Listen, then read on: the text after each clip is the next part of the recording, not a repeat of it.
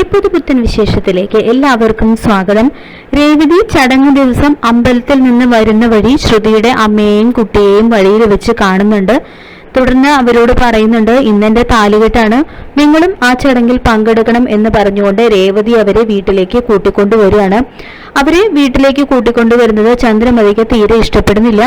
കുറച്ചു നേരത്തിന് ശേഷം ചടങ്ങുകൾ തുടങ്ങും, അതുവരെ നിങ്ങൾ ഈ മുറിയിൽ വിശ്രമിച്ചോളൂ എന്ന് പറഞ്ഞുകൊണ്ട് രേവതി അവരെ മുറിയിലാക്കുകയാണ്. ഇതേ സമയം തന്നെ ശ്രുതി ചടങ്ങിൽ പങ്കെടുക്കാനായിട്ട് വീട്ടിലെത്തുന്നുണ്ട്. അച്ചമ്മയെ കാണുന്നതും അച്ചമ്മയുടെ കാല് തൊട്ട് അനുഗ്രഹം വാങ്ങുകയാണ് കേട്ടോ ശ്രുതി. അച്ചമ്മയുടെ മുന്നിൽ വെച്ച് ശ്രുതിയെ വാനോളം പുകഴ്ത്തി സംസാരിക്കുന്നുണ്ട് ചന്ദ്രമതി. അച്ചമ്മയ്ക്കാണെങ്കിൽ തീരെ ഇത് ഇഷ്ടപ്പെടുന്നില്ല. തുടർന്ന് ചന്ദ്രമതി പറയുന്നുണ്ട്, നിങ്ങളുടെ മകനും കൊണ്ടുവന്നല്ലോ ഒരു മരുമകളെ എന്ന് രേവതിയെ ഉദ്ദേശിച്ച് ചന്ദ്രമതി പറയുമ്പോൾ, രേവതിക്ക് എന്താ കുഴപ്പം, അവളുടെ മുഖത്തേക്ക് നീ ഒന്ന് നോക്ക് ചന്ദ്രമതി, അവളുടെ മനസ്സ് മുഖം നോക്കിയാൽ തന്നെ അറിയാം.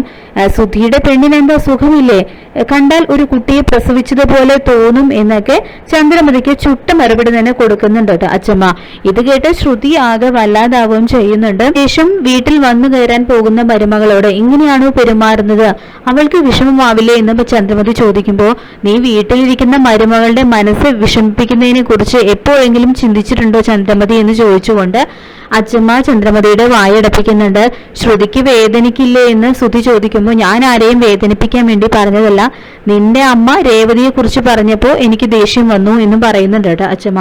തുടർന്ന് ശ്രുതിയോടായിട്ട് പറയുന്നുണ്ട്, മോളെ ശ്രുതി, നിനക്ക് അച്ചമ്മയോടൊന്നും തോന്നരുത്, നീയും നിന്റെ മകളാണ് എന്ന് അച്ചമ്മ പറഞ്ഞത് കേട്ട് ശ്രുതിയുടെ ആ സങ്കടമൊക്കെ മാറുകയാണ് കേട്ടോ ചെയ്യുന്നത്. പിന്നീട് രേവതിയാണെങ്കിൽ തന്റെ വീട്ടിൽ നിന്ന് അമ്മയെയും അനിയത്തിയെയൊക്കെ സ്വീകരിക്കുന്നുണ്ട്. അപ്പൊ അവയെ കൊണ്ടുവന്ന സാധനങ്ങളൊക്കെ മനസ്സില്ലാ മനസ്സോടെ അച്ചമ്മ പറഞ്ഞതനുസരിച്ച് ചന്ദ്രമതി വാങ്ങുകയൊക്കെ ചെയ്യുന്നുണ്ട് കേട്ടോ.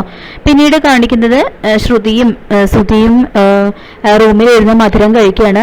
ഇതേ സമയം അച്ചമ്മ ചന്ദ്രമതിയോടായിട്ട് ശ്രുതിയെ വിളിച്ചുകൊണ്ട് വരാൻ പറയുന്നുണ്ട് കേട്ടോ. എന്നിട്ട് അച്ചമ്മ പറയുന്നുണ്ട്, നീ വലിയ ബ്യൂട്ടി പാർലറൊക്കെ തുടങ്ങിയിരിക്കുകയല്ലേ, എങ്കിൽ നീ രേവതി മോളെ നന്നായിട്ടൊന്ന് ഒരുക്കാനൊക്കെ അച്ചമ്മ ആവശ്യപ്പെടുമ്പോൾ, ഇവളെ ഒരുക്കാനോ അത് ശ്രുതി മോളെ എന്ന് ചോദിച്ചുകൊണ്ട് ചന്ദ്രമതി അതിൽ ഇടപെടുകയാണ് കേട്ടോ. അപ്പൊ ഞാൻ തന്നെ ഒരുങ്ങിക്കോളാമെന്ന് രേവതിയും പറയുന്നുണ്ട്.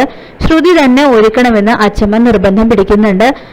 ഞാൻ ഒരുക്കാം, നമുക്ക് പോകാം എന്ന് പറഞ്ഞുകൊണ്ട് ശ്രുതി രേവതിയും കൂട്ടി മുറിയിലേക്ക് ചെല്ലുകയാണ് കേട്ടോ. അപ്പൊ ആ റൂമിലാണ് തന്റെ അമ്മയും കുട്ടിയും ഉണ്ടെന്ന് അറിയാതെ ശ്രുതി ആ ഡോറ് തുറന്ന് റൂമില് കിടക്കുന്നതും അവിടെ ഒരു കുട്ടി ഇറങ്ങുന്നുണ്ട്, അവരെ ശല്യപ്പെടുത്തണ്ടെന്ന് പറയുന്നുണ്ട് കേട്ടോ രേവതി ശ്രുതിയോട്. തുടർന്ന് അച്ചമ്മ അവരെ ശ്രുതിയുടെ റൂമിലേക്ക് പറഞ്ഞു വിടുകയാണ്. അങ്ങനെ ശ്രുതി രേവതിയെ നന്നായി തന്നെ ഒരുക്കുന്നുണ്ട് കേട്ടോ. പിന്നീട് ഒരുങ്ങി ഇറങ്ങി വരുന്ന രേവതിയെ കണ്ട് ചന്ദ്രമതിയുടെ കണ്ണ് ശരിക്കും തള്ളിപ്പോവാ, വാ പൊളിച്ചു നിൽക്കുകയാണ് ചന്ദ്രമതി. അതിനുശേഷം എത്തുന്ന സച്ചിയാണെങ്കിലും രേവതിയുടെ ആ സൗന്ദര്യം കണ്ട് ശരിക്കും നിയന്ത്രണം വിട്ട അവസ്ഥയിൽ നിൽക്കുകയാണ് കേട്ടോ ചെയ്യുന്നത്.